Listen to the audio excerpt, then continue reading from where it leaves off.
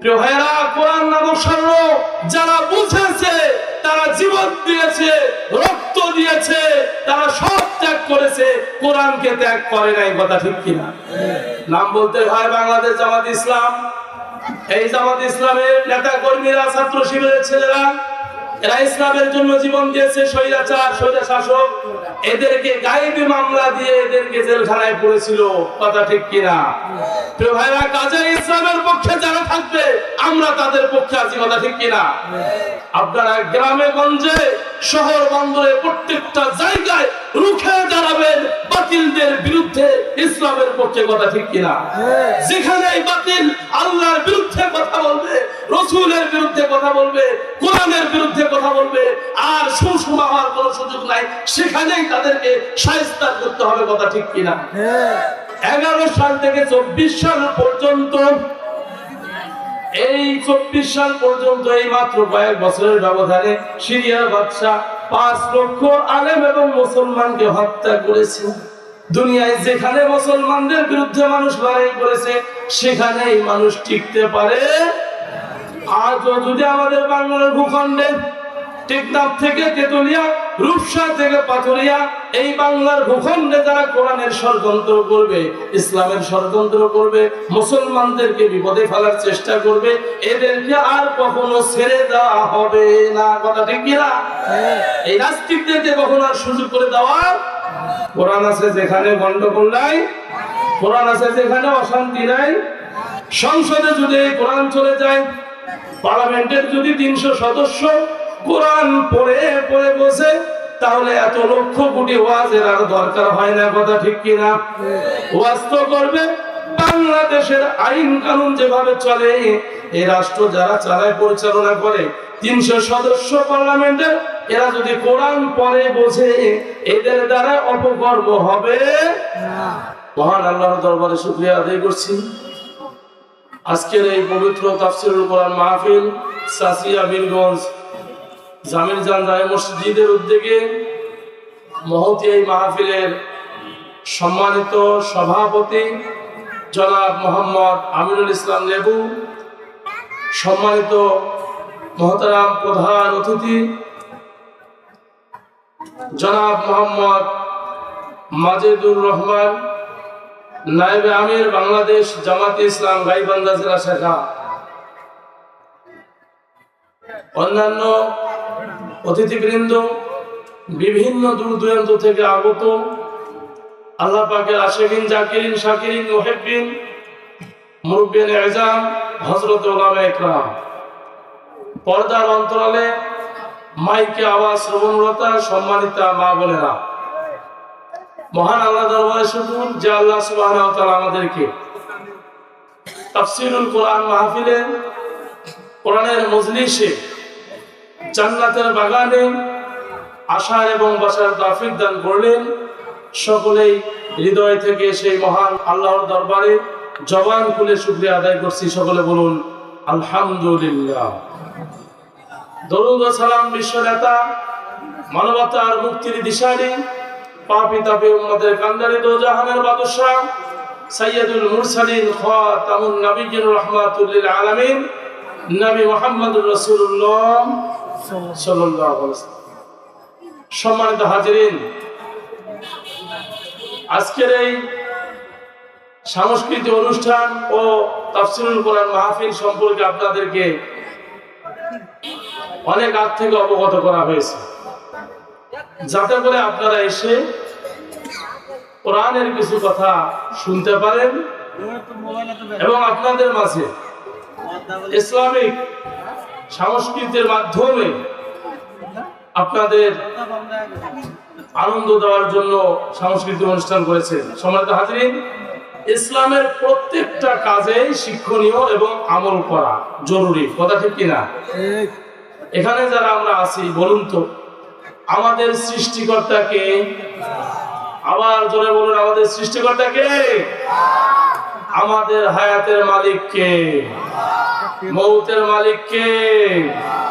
যে জমিনে বসে আপনি আমি কথা বলছি এবং শুনছি, এই জমিনের মূল মালিক কে? আপনাদের বিশ্বাস হয়? সম্মানিত হাজিরিন, সৃষ্টি করলেন আল্লাহ, হায়াত দিলেন আল্লাহ, মৌত দিবেন তিনি, তার কাছে যেতে হবে। তাহলে এই দুনিয়ায় আল্লাহর হুকুম ছাড়া আর কারো আইন মানা যাবে না, মানতে হবে কার? প্রিয় ভাইরা, আল্লাহর জমিনে আল্লাহর আইন ছাড়া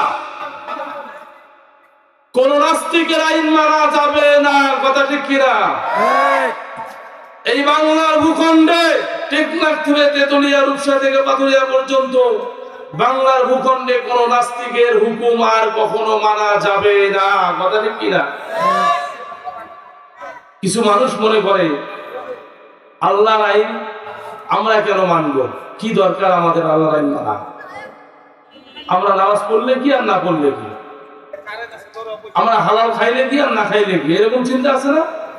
কোরআন শুনলে কি আর না শুনলে কি, মাহফিলে গেলে কি আর না গেলে কি? প্রিয় ভাইরা, যাদের এই মন মানসিকতা আছে, আল্লাহ সুবহানাহু ওয়া তাআলা জানাইলেন 27 নম্বর পড়ায় 2 নম্বর পৃষ্ঠা 56 নম্বর আয়াত সূরাতুল জারিয়াত। আল্লাহ বলেন, ওয়া মা খালাকাতুল জিন্না ওয়াল ইনসা ইল্লা লিয়াবুদুন। আল্লাহ বললেন, আমি দুইটা জাতিকে সৃষ্টি করলাম, এই দুইটা জাতি তারা আমার আনুগত্য করবে, আমার ইবাদত করবে, আমার দাসত্ব করবে, আমার গোলামি করবে। ওমা খালাকতুল জিন্না ওয়াল ইনসা ইল্লা লিয়াবুদুন। প্রথম জাতি হলো জিন, দ্বিতীয় জাতি হলো মানুষ। এবার বলুন তো, আমরা যে এখানে কথা বলতেছি, এখানে সব মানুষ না জিন? মানুষ। আপনারা জিন না মানুষ?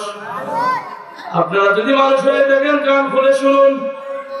আপনাদের জন্য আল্লাহ কি বলেছেন, কিভাবে আপনি আমি আমল করব। আল্লাহ সুবহানাহু ওয়া তাআলা সূরা বাকারায় 1 নম্বর পারা 4 নম্বর পৃষ্ঠা 28 নম্বর আয়াতে আল্লাহ বলেন, কাইফা তাকফুরুনা বিল্লাহি ওয়া কুনতুম আমওয়াতা ফাহইয়াকুম সুম্মা ইউমীতুকুম সুম্মা ইউহয়িকুম সুম্মা ইলাইহি তুরজাউন। আল্লাহ জানাইলেন, কাইফা তাকফুরুনা বিল্লাহ, ও আমার বান্দা বান্দীরা, আমার গোলামেরা, তোমরা কেমনে আমি আল্লাহকে ভুলে যাও, যে আল্লাহ তোমাদের হাত দিলেন, পা দিলেন, চক্ষু দিলেন, যে আল্লাহ তোমাদের রিজিক দিলেন, যে আল্লাহ তোমাদের সুস্থতা দিলেন, যে আল্লাহ তোমাদের শান্তির ব্যবস্থা করে দিলেন, কিভাবে তোমরা সে আল্লাহকে ভুলে যাও? বলুন তো, আমাদের চোখ দিয়েছেন কে? কথা বিশ্বাস হয়? আমাদের হাত দিয়েছেন কে? প্রিয় ভাইরা, অনেক মানুষ আছে দেখবেন অন্ধ, তাদের চোখ নাই, তারা কি কষ্টে আছে। অনেকের হাত নাই, তারা কি যন্ত্রণায় আছে। অনেকের পা নাই, তারা কত কষ্টে চলছে, তবু আল্লাহর হুকুমের বাহিরে তারা নাই। আর আপনি আমার সবই ঠিক আছে, তারপরেও আল্লাহর হুকুম আমরা মানছি না। আল্লাহ বলেন, কিভাবে তোমরা কাইফা তাকফুরুনা বিল্লাহ, আমাকে অস্বীকার করো, আমি আল্লাহ তো তোমাদের সব ঠিক দিয়েছি। অকুনতুম আমওয়াতা, অথচ তোমরা ছিলে মৃত। আমরা কি ছিলাম? মৃত্যু ছিলাম। কি ছিলাম? মৃত্যু ছিলাম, আমাদের অস্তিত্ব ছিল না। আল্লাহ সুবহানাহু ওয়া তাআলা সর্বপ্রথম আমাদের আদি পিতা নবী আদম আলাইহিস সালামকে বানাইলেন।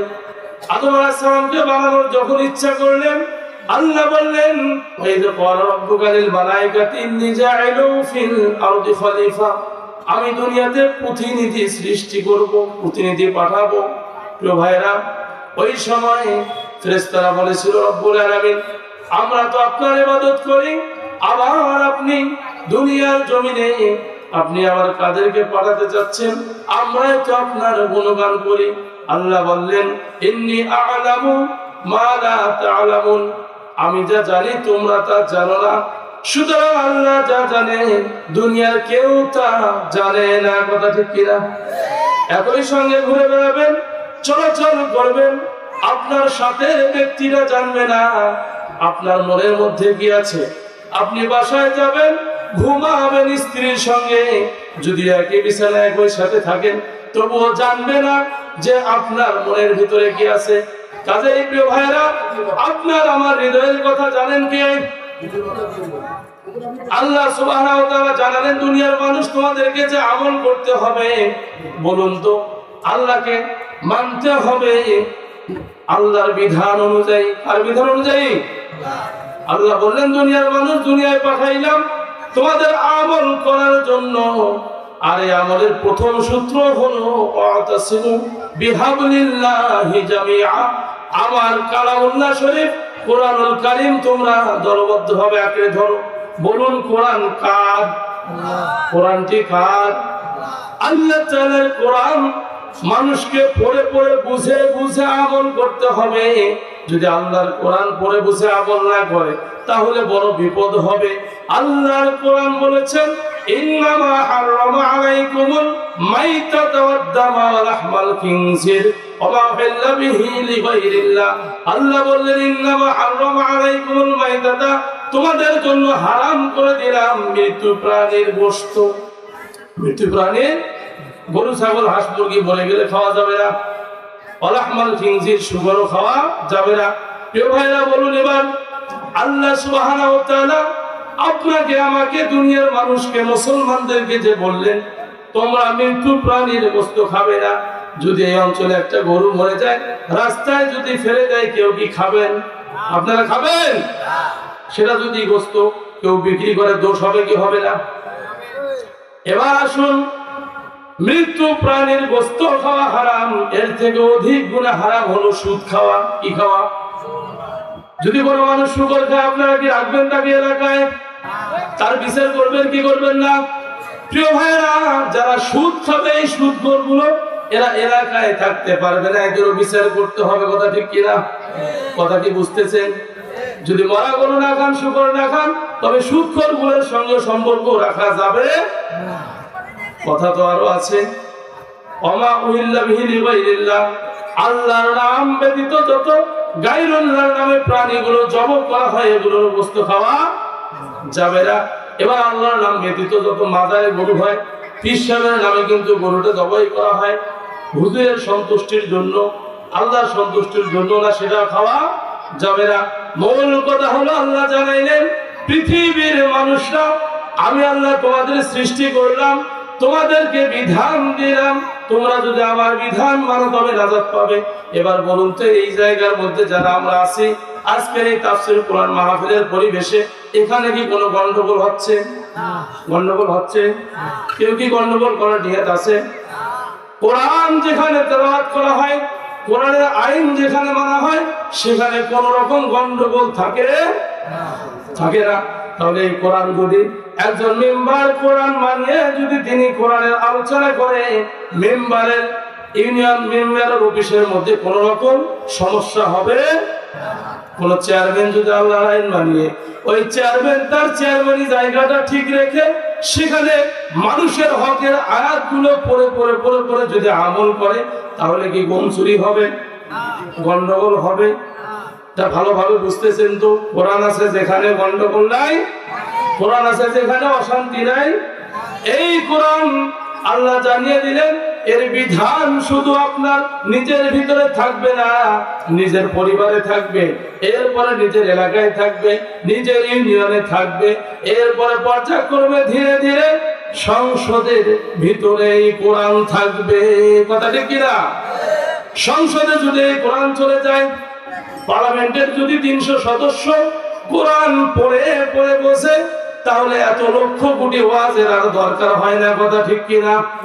ওয়াজ তো করবে বাংলাদেশের আইন কানুন যেভাবে চলে এই রাষ্ট্র যারা চালায় পরিচালনা করে 300 সদস্য পার্লামেন্টের, এরা যদি কোরআন পড়ে বোঝে এদের দ্বারা অপকর্ম হবে না। প্রিয় ভাইরা, এখানে মাহফিলে যে কয়েকজন আছি যেহেতু গন্ডগোল হচ্ছে না সেহেতু 300 জন যদি কোরআন পড়ে বোঝে আমল করে বাংলার ভূখণ্ডে কোন রকম গন্ডগোল হবে না।